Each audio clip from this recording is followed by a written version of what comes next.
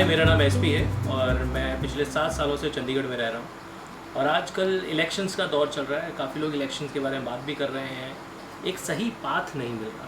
So what I want to suggest और advice करना चाहता हूँ वो ये कि एक सही सोच के साथ जाना ज़रूरी है। होता क्या है हमारी लाइफ में, मैंने जो 7 सालों में देखा है, हम लोग कुछ भी करें सबसे टफ होता है मेंटेन करना। और चंडीगढ़ को जिस तरीके से पिछले 7 सालों में मैंने मेंटेन और इम्प्रूव करते हुए देखा है, आई थिंक और किसी में नहीं। जिसमें मैं कुछ महीने दिल्ली में भी रह के आया था, मेरी पोस्टिंग हुई थी मेरी जॉब के थ्रू, तो मैंने वहाँ जाके जो कंपैरिजन देखा कि वो उनका मेंटेनेंस ऐसा था कि वो मतलब मिस करता था मैं चंडीगढ़ को, कि उतनी अच्छी जगह अब और तरक्की हो गई होगी, वहाँ पे और चीज़ें आ गई होंगी। वही हुआ जब मैं आया था। सडनली मैंने एक चीज़ देखी कि यहाँ पे एक स्लम एरिया होता था एंड सडनली वो गायब।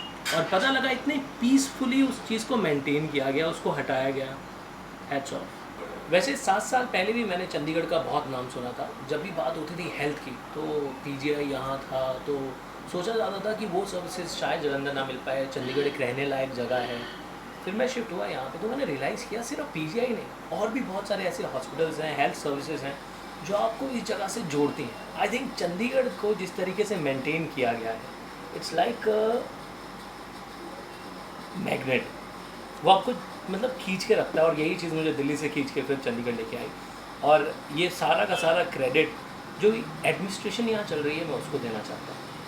जो लोग पीछे हैं, बैक ऑफ दी स्टेज काम कर रहे हैं, उन लोगों को क्रेडिट जाता है। और आई थिंक उनको और मौका देना चाहिए कि वो सोसाइटी के लिए सर्व करें जैसा वो करते आए हैं, और आगे करें काम। और हाँ, मेरी तरफ से तो यही रहेगा कि जो मेट्रो प्रोजेक्ट प्लान किया जा रहा है वो जल्द से जल्द आ जाए। एक और एडवाइस मैं अपनी तरफ से ये करना चाहता हूँ, क्योंकि मेरे अभी रिसेंटली मेरा एक छोटा सा बेबी है और वो जब भी कभी बाहर घूमने जाने की बात करते हैं तो आजकल मुझे कहीं दूर जाने की ज़रूरत नहीं है। घर के सामने ही पार्क है और पार्क में भी छोटी छोटी बारीकियत। मैं आपको एक बात बताता हूँ, मैं दिल्ली जाके देखता था तो वहाँ पे जो झूले लगे होते थे वो होते थे लोहे के, यहाँ प्लास्टिक मेट होते हैं। आई थिंक ये चीज़ मायने नहीं रखती, और एज अ फादर ये चीज़ें मायने रखती हैं।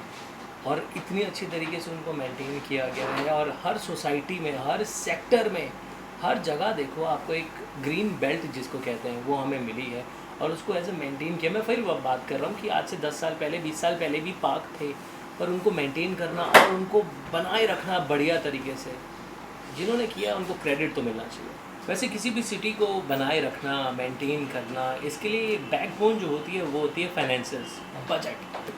और चंडीगढ़ की अगर बात की जाए तो करीब 486% तक इस सिटी का बजट बढ़ा है, जो कि करीब 160 के करीब बजट था, 480 के करीब है। तो मतलब ये बजट अप्रूव करवाना भी अपने आप में एक टफ टास्क रहा होगा, और वो एक सही गाइडेंस, एक सही इंसान ही और जिसकी चलती हो वही अप्रूव करवा सकता है। और तो और जब मैं यहाँ पर जॉब कर रहा था रेडियो में, तो मेरा खुद मन था कि मैं खुद का काम करना शुरू करूँ। फिर लोन की स्कीम भी ईजी थी, सेल्फ एम्प्लॉयमेंट लोन मिल रहे थे जिससे आप अपना खुद का काम शुरू कर सकते हो, और आज मैं वही कर रहा हूँ। 3 जो कैंडिडेट्स हैं उनमें से कौन ज़्यादा डिज़र्विंग है, 3 नहीं, मैं वैसे बाकियों को भी इसमें इन्वॉल्व करना चाहता हूँ कि जिसने सोसाइटी के लिए अभी तक काम किया, तो आप एक्सपीरियंस बंदे के साथ ही जाना चाहोगे। सो आई सजेस्ट, पवन कुमार बंसल जी ने हमारी सोसाइटी के लिए बहुत कुछ किया है, सपोर्ट है, और जितना हो सके अपने दोस्तों को भी बताएं। और एक बात और, 100% वोट देने ज़रूर जाए। मतलब चंडीगढ़ के लोगों के लिए तो ये शान की बात होनी चाहिए कि हर बंदे की उंगली में निशान जो यहाँ नहीं है होना ज़रूर चाहिए यहाँ। बहुत आगे आए हैं और आगे जाना है चंडीगढ़ के संग। पवन कुमार बंसल।